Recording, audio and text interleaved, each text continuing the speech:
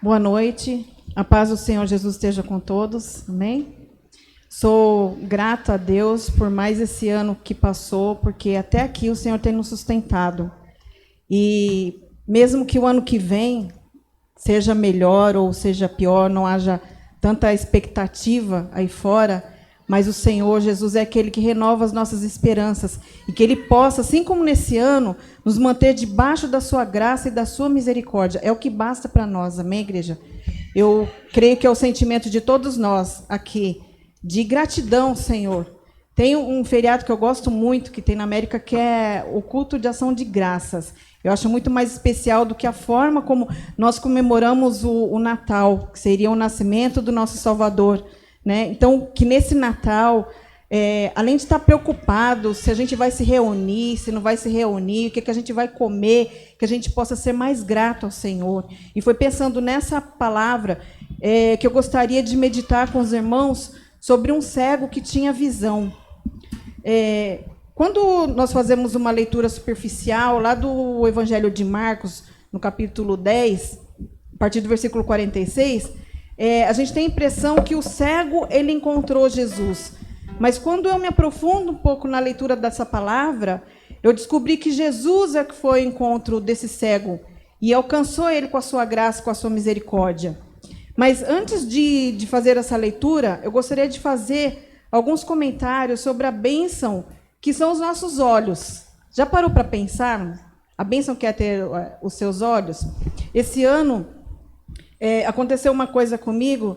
Eu estava no trabalho, era um dia de bastante sol, e eu saí, eu senti uma irritação no meu olho. Eu tive que parar o carro, que eu não conseguia nem prosseguir. Eu pensei, acho que eu estou com conjuntivite. E aí fui para casa, e no outro dia eu nem consegui trabalhar. Né? Não melhorou, eu falei, acho que não é só um cisco, deve ser uma conjuntivite mesmo. E aí eu fiquei 2 dias assim, né? E assim, eu sentia como se tivesse areia nos olhos. Falei, acho que eu vou procurar um oftalmo. Aí, como era bastante calor e muita poluição, né? Eu falei, acho que um colírio vai passar. Mas, assim, resolvi ir no oculista, coisa que eu não faço, irmãos, porque para ir no médico, né, tem que estar muito mal mesmo.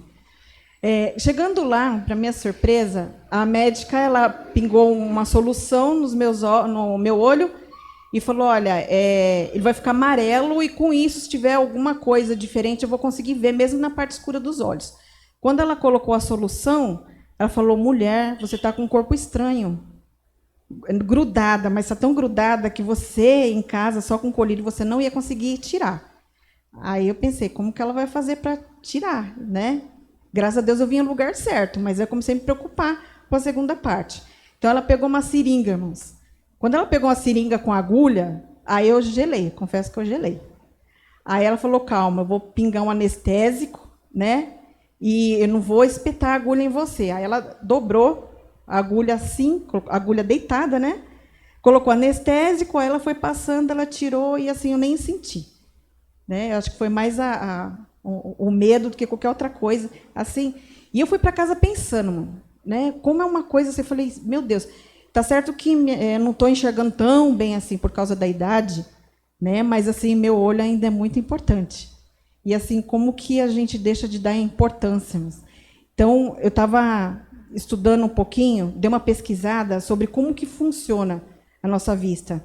Então assim as células da retina elas recebem as impressões da luz que são convertidas para pulsos elétricos e são enviadas para o cérebro através do nervo óptico. Então, uma parte do cérebro chamada córtex visual interpreta esses pulsos de cores, contraste e profundidade. Então, são 3 coisas, né? É um mecanismo aqui. O olho, o nervo óptico e o córtex visual, eles são separados e distintos, mas juntos, estava pesquisando aqui, eles conseguem capturar cerca de 1,5 milhão de mensagens em 1 milésimo de segundos. O que eu tenho hoje no meu coração para dizer é que viver sem valorizar o que nós possuímos e não agradecer a Deus por dons assim tão extraordinários como a visão que a gente tem é muita falta de gratidão. Quantos aqui são gratos a Deus pela visão, pela vista, pelo olho que você tem? Amém? Os olhos são a candeia do corpo. Então, tudo começa, tudo entra por aqui, né? Então, assim, o Senhor me ensinou alguma coisa nesse episódio que eu passei durante esse ano. Nós precisamos reafirmar o lugar de Deus no centro das nossas vidas, irmãos, e dar a Ele o devido louvor pelos seus feitos. Eu estava com a minha sobrinha antes de ontem, e eu li uma frase na camiseta dela, da Isabelle, estava escrita assim, mais ou menos assim: são das inúmeras coisas pequenas que são feitas coisas grandes. Né? Aquilo me impactou, né? Porque às vezes a gente não dá devida importância para a nossa vida. Né? E tanto, se a gente começar a agradecer a Deus por tantas coisas pequenininhas do dia a dia, com certeza a gente vai ter um coração mais agradecido. E eu tenho certeza que o Senhor vai se agradar mais da nossa oração. Porque às vezes nós oramos e outras vezes a gente pede oração, pede que orem por nós. Nós frequentamos a igreja, buscamos o milagre e a gente não percebe que a nossa vida, o fato de nós estarmos de pé, é o maior milagre que existe.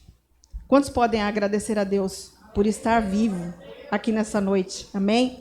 Em Marcos, no capítulo 10, versículo 46 ao 52, diz assim: Jesus e os discípulos chegaram à cidade de Jericó. Quando ele estava saindo da cidade com os discípulos e uma grande multidão, encontrou um cego chamado Bartimeu, filho de Timeu. O cego estava sentado na beira do caminho, pedindo esmola. Quando ouviu alguém dizer que era Jesus de Nazaré que estava passando, o cego começou a gritar: Jesus, filho de Davi, tenha misericórdia de mim. Muitas pessoas o repreenderam e mandaram que ele calasse a boca. Mas ele gritava ainda mais: Filho de Davi, tenha pena de mim. Então Jesus parou e disse: Chame o cego. Eles chamaram e lhe disseram: Coragem, levanta-se, porque ele está chamando você. Então Bartimeu jogou a sua capa para o lado, levantou-se depressa e foi até o lugar onde Jesus estava. O que é que você quer que eu faça? Perguntou Jesus. Mestre, eu quero ver de novo, respondeu ele. Vá, você está curado porque teve fé, afirmou Jesus. No mesmo instante, Bartimeu começou a ver de novo e foi seguindo Jesus pelo caminho. Amém? A primeira coisa que a gente observa é que antes dele ser alcançado pela graça, antes dele sair da miséria, do anonimato e da solidão, ele teve que enfrentar alguns inimigos da bênção dele. Mas quem eram os inimigos da bênção? Olha no versículo 46, fala assim que, e foram para Jericó, quando saiu de Jericó, ia juntamente com seus discípulos uma numerosa multidão. E no final do caminho, o final do caminho de Jesus não estava tão longe. Jericó ele estava aproximadamente a uns 25 quilômetros de Jerusalém, onde Jesus ia com os discípulos para celebrar a Páscoa. E à beira do caminho, na entrada da cidade, esse mendigo, conhecido como Bartimeu, percebeu a movimentação e perguntou quem que era que estava chegando. Então, quando ele soube que era Jesus, ele começou a gritar: tem misericórdia de mim. Agora, de que tipo de pessoas essa multidão seria composta, irmãos? Então, a primeira coisa é que alguns dos escribas e fariseus, eles tinham o costume de seguir Jesus para ver se pegava ele em alguma contradição. Então, os escribas e fariseus, alguns eles andavam ali junto com Jesus. Isso acontece nos nossos dias, às vezes, irmãos. O Satanás, ele envia os mensageiros dele até dentro da igreja, sabe? E geralmente eles gostam de estar perto da liderança, né? Para confundir, em alguns lugares de destaque. E por isso nós temos que estar sempre vigilantes. Na nossa vida pessoal, da mesma forma. Às vezes o inimigo nos rodeia, às vezes não, o inimigo sempre nos rodeia buscando quem ele possa tragar. Outras pessoas que seguiam Jesus com sinceridade. Mas também tinha pessoas solitárias, famintas e doentes. A maior parte dessas pessoas seguiam Jesus de cidade em cidade, não por interesse na pessoa de Jesus, mas para obter alguma graça dele. Conforme está escrito lá em João 2,24. Mas Jesus não confiava neles, pois os conhecia muito bem a todos. Já lá no Evangelho de Mateus diz que foi a multidão que o repreendia para que calasse. Lá em Mateus 20, 31. Em Marcos já diz que ia com Jesus uma grande multidão. E mais adiante no versículo 48 é dito que muitos o repreendiam. Lá no texto de Lucas 18, 39 está escrito que os que iam à frente repreendiam que ele calasse a boca. Então, afinal de contas, quem foi que repreendeu Bartimeu? Segundo esses textos, eu separei aqui 3 grupos. Primeiro, a numerosa multidão, os muitos e os que iam na frente. Então, esses 2 primeiros grupos, a numerosa, a multidão e os muitos, eles fazem parte, na verdade, do mesmo grupo. Mas quem queria impedir aquele homem de encontrar Jesus? Quem eram as pessoas que iam na frente e que estavam mais próximos de Jesus? Será que seriam os escribas e os fariseus? Os inimigos, geralmente, eles ficam perto para examinar e para observar, mas também não tão perto assim para reconhecer que Jesus era filho de Deus. Então, sendo assim, é possível que algumas pessoas que tinham um relacionamento mais íntimo com Jesus estavam mais preocupados em proteger ele. Então, seriam as pessoas que estavam mais perto de Jesus as mesmas que estavam impedindo o avanço do reino de Deus? Andavam com Jesus e se beneficiavam com a sua bondade, e talvez por causa do medo ou do excesso de zelo, eles acabavam impedindo que almas fossem restauradas? Nós possamos meditar sobre isso. Não acontece o mesmo conosco, que estamos seguindo a Cristo. No versículo 47 diz: e ouvindo que era Jesus, o Nazareno, pôs-se a clamar: Jesus, filho de Davi, tenha misericórdia de mim. Como o cego soube a respeito de Jesus, que fez ele chamar assim com tanta insistência? Será que foi somente o poder de cura de Jesus que o atraiu? O que levou homens e mulheres a deixar as suas casas, os seus afazeres, e seguir Jesus de cidade em cidade, pelo deserto da Palestina? Em João 1,14 está escrito: e o Verbo se fez carne e habitou em nós, cheio de graça e verdade, e vimos a sua glória. Então, Jesus era cheio de graça e verdade. O seu rosto tinha aparência de ternura e as suas palavras eram suaves. Os cegos, leprosos, prostitutas e todos os excluídos se sentiam à vontade diante dele. Porque a graça é a característica de Deus que faz com que ele alcance e abençoe as pessoas sem que elas mereçam. Não existe ninguém que seja bom o suficiente para merecer a graça de Deus. Então, nós estamos na mesma condição daquele cego, os discípulos, todos nós. Ninguém, por mais que a gente se esforce, é merecedor da graça e da misericórdia do Senhor.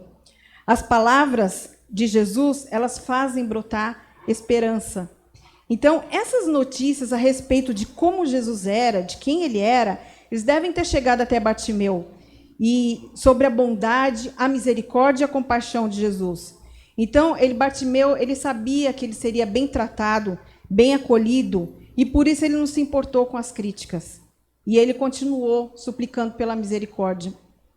Quando nós esquecemos dos gritos do nosso orgulho e nos entregamos à contemplação e adoração a Deus, a nossa alma vai ficar plena e satisfeita para depois poder socorrer e abençoar a outros.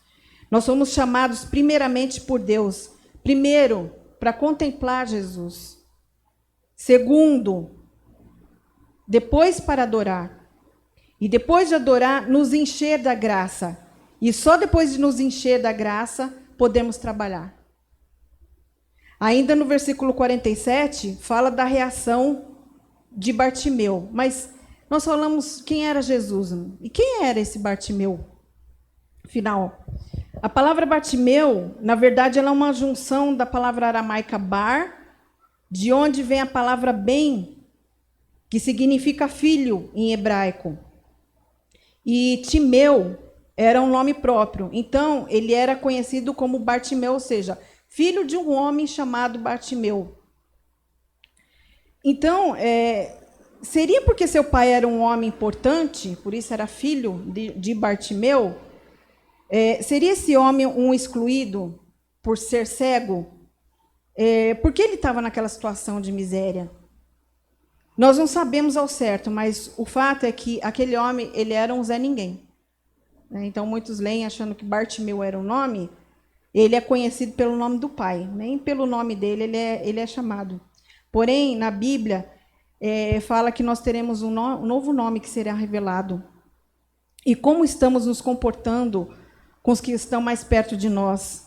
Com que nome será que nós seremos lembrados pelo Senhor? A maneira como nós nos comportamos diante da aflição, ela deve revelar o poder daquele que nos chamou para uma santa vocação, conforme 2 Coríntios, capítulo 4, versículo 7 a 18, que diz assim: porém, nós que temos esse tesouro espiritual, somos como potes de barro, para que fique claro que o poder supremo pertencente a Deus e não a nós. Muitas vezes ficamos aflitos, mas não somos derrotados. Algumas vezes ficamos em dúvida, mas não ficamos desesperados. Temos muitos inimigos, mas nunca falta um amigo. Às vezes somos gravemente feridos, mas não somos destruídos. Levamos sempre no nosso corpo mortal a morte de Jesus, para que também a vida dele seja vista no nosso corpo. Durante a vida inteira estamos sempre em perigo de morte por causa de Jesus, para que a vida dele seja vista nesse nosso corpo mortal, de modo que a morte está agindo em nós e a vida está agindo em vocês. As Escrituras Sagradas dizem: eu criei e por isso falei, pois assim nós, que temos a mesma fé em Deus, também falamos porque cremos, pois sabemos que Deus nos ressuscitou o Senhor Jesus, também nos ressuscitará com ele e nos levará junto com vocês até a presença dele. Tudo isso aconteceu para o bem de vocês, a fim de que a graça de Deus alcance um número cada vez maior de pessoas, e estas façam mais orações de agradecimento para a glória de Deus. Por isso, nunca ficamos desanimados. Mesmo que o nosso corpo vá se gastando, o nosso espírito vai se renovando dia a dia. E essa pequena e passageira aflição que estamos sofrendo vai nos trazer uma glória enorme e eterna, muito maior do que o sofrimento, porque nós não prestamos atenção nas coisas que se veem, mas que se não se veem. Pois o que pode ser visto dura apenas um pouco, mas o que não pode ser visto dura para sempre. Amém? Quantos podem aplaudir ao nome do Senhor por essa palavra? Glória a Deus. Eu quero concluir essa breve palavra dizendo que Bartimeu creu no milagre, né? Conforme o versículo 47. Então, mesmo ele sendo fisicamente cego, ele teve a visão que somente pessoas tocadas pelo Espírito Santo podem ter. Então, muitos escribas e fariseus, eles viram aleijado andar, eles viram morto sendo ressuscitado, estavam ali. Eles viram pães sendo multiplicados, mas eles continuaram aprisionados na escuridão do pecado. Essa é a diferença, irmãos.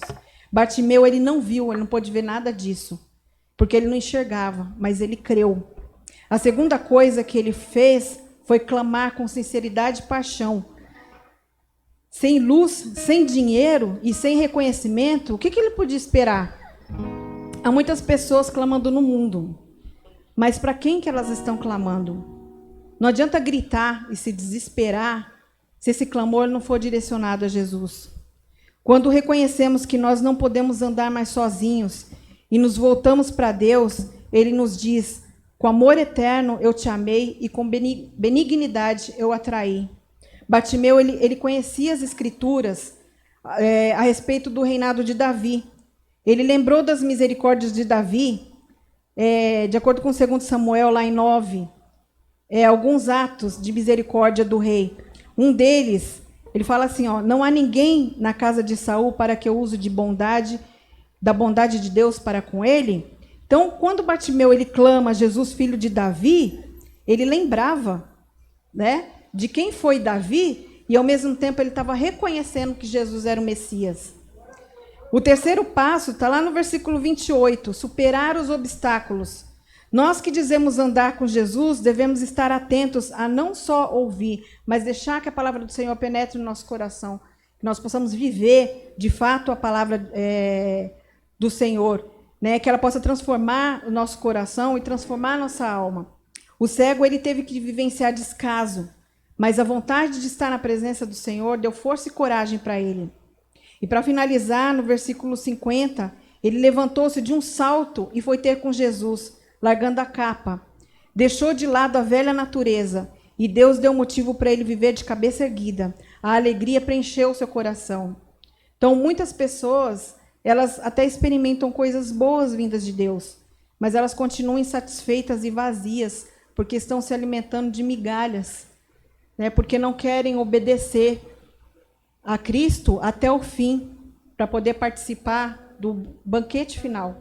Amém? Então, que nós possamos meditar nessa palavra de hoje, que nós possamos lembrar o Natal, né?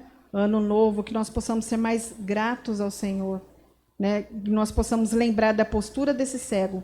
Amém? Deus abençoe a todos.